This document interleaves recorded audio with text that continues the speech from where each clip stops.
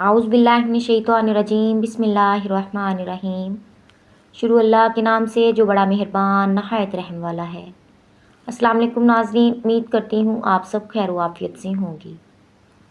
آج کی اس ویڈیو میں ہم ایک ایسی شہزادی کے بارے میں جانیں گے جس کے پاس زندگی گزارنے کے لیے ہر قسم کی عیش و عشرت موجود تھی، لیکن اس کے باوجود اس نے ان تمام تر آسائشوں کو ٹھوکر مار دی۔ اس نے اپنے تاج کو ٹھوکر مار دی اور وہ کنیز بن گئی۔ آخر کیوں وہ یہ تمام چیزیں چھوڑ کر کنیز بنی؟ کس کی کنیز بنی اور اس کنیز کا نتیجہ کیا نکلا؟ جناب فیضہ حبشہ کی ملکہ تھی۔ وہ عشق رسول اور آل رسول میں مبتلا ہو کر اپنے تاج و تخت کو پاؤں کی ٹھوکر مار کر مدینہ شریف آ گئی۔ بی بی فیضہ سلام اللہ علیہا وہ ہیں جنہوں نے سیدہ فاطمہ الزہرا کی خدمت کی اور آل رسول کی خدمت میں لگ گئی۔ رسول اللہ صلی اللہ علیہ وآلہ وسلم نے جناب فیضہ کو اپنی بیٹی حضرت بی بی فاطمہ الزہرا کی خدمت میں پیش کیا۔ جناب فیضہ سیدہ فاطمہ کی خدمت کو اپنے لیے باعث فخر سمجھتی تھیں۔ آپ کے خلوص اور آپ کے آداب کو دیکھتے ہوئے جناب سیدہ فاطمہ الزہرا نے آپ کو کبھی بھی ایک کنیز کی نظر سے نہیں دیکھا، بلکہ آپ کے ساتھ روزمرہ کے کاموں کی باری بنا لی۔ اگر ایک دن سیدہ فاطمہ الزہرا سلام اللہ علیہا کام کرتی تو دوسرے دن جناب فیضہ کام کرتی۔ آپ آل رسول سے اتنی محبت کرتی تھی کہ اولاد علی بھی آپ کو اماں کہہ کر پکارتے تھے۔ جب حسنین کریمین بیمار پڑے تو مولا علی اور سیدہ فاطمہ نے منت مانی کہ ہمارے بیٹے صحت یاب ہو جائیں گے تو ہم 3 دن کے روزے رکھیں گے۔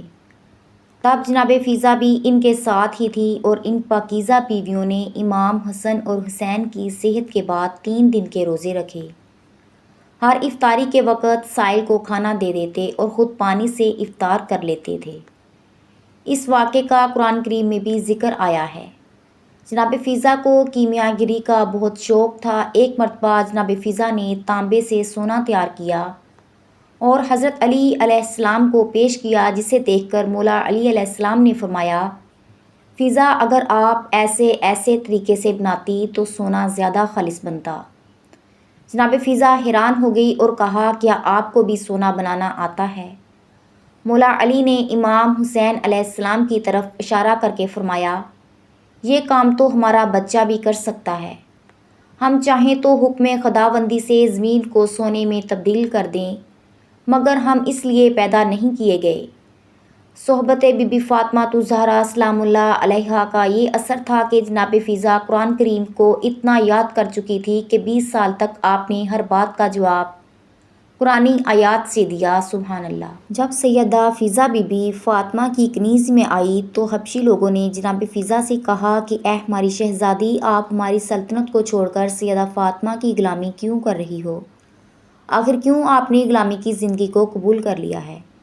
جناب فیضہ نے جب اتنا سنا تو ان لوگوں سے مخاطب ہو کر کہنے لگی کہ کون کہتا ہے کہ میں نے سلطنت کو چھوڑ دیا ہے، بلکہ اب تو میں زمین پر نہیں بلکہ عرش پر حکومت کر رہی ہوں۔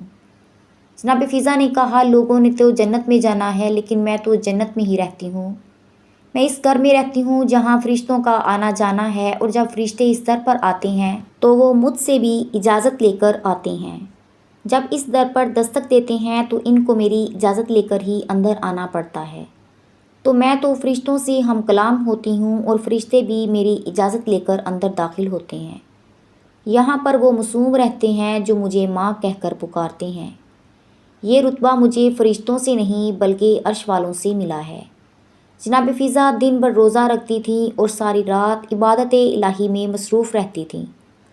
امیر المومنین حضرت علی علیہ السلام نے فیضہ کا عقد سلیبہ نامی ایک شخص سے کیا تھا، جو کہ 1 سال 6 مہینے بعد ہی انتقال کر گئے۔ پھر بی بی فیضہ نے تقریباً 20 سال تک قرآن کے ذریعے گفتگو کی۔ آپ بات کرنے والوں کو قرآن کی آیات سے جواب دیتی تھی۔ حضرت فیضہ کی وفاداری اور اولاد رسول صلی اللہ علیہ وآلہ وسلم سے محبت اور اطاعت کا اندازہ یہاں سے لگایا جا سکتا ہے کہ نبی کریم صلی اللہ علیہ وآلہ وسلم سے جناب فیضہ نے عرض کی کہ یا رسول اللہ، اللہ سے دعا کر کے میری عمر بڑھا دیجیے تاکہ میں آپ کی اولاد کی خدمت کر سکوں۔ رسول پاک صلی اللہ علیہ وآلہ وسلم کے بعد جناب سیدہ پر آنے والے ہر مصائب پر بھی جناب فیضہ ساتھ رہی۔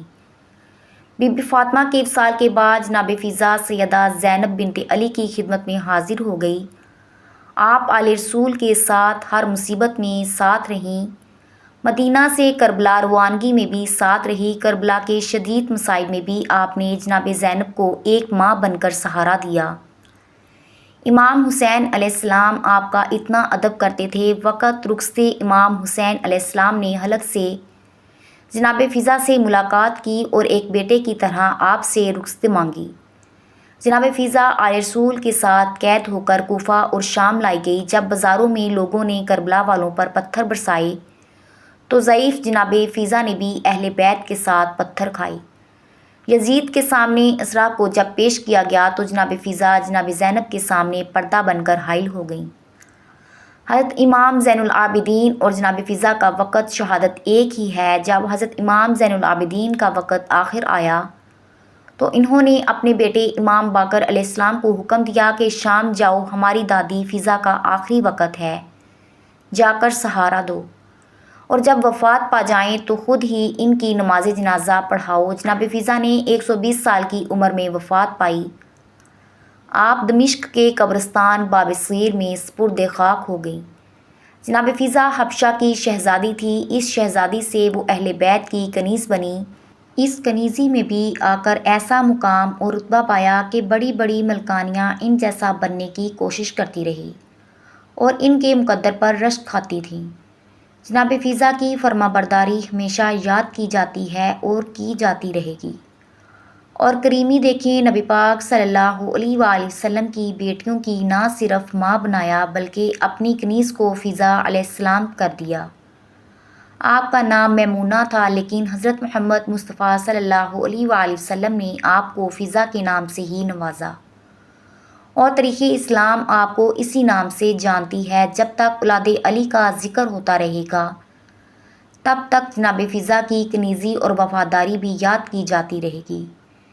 کروڑوں درود و سلام وفا کی ملکہ جناب فضا کی ذات اقدس پر۔ اللہ پاک آپ کی قبر مبارک پر لاتعداد نعمتیں عطا فرمائے اور آپ کا ذکر پاک قبول و منظور فرمائے، آمین۔ ناظرین، امید کرتی ہوں کہ آج کی ویڈیو آپ کو ضرور پسند آئی ہوگی۔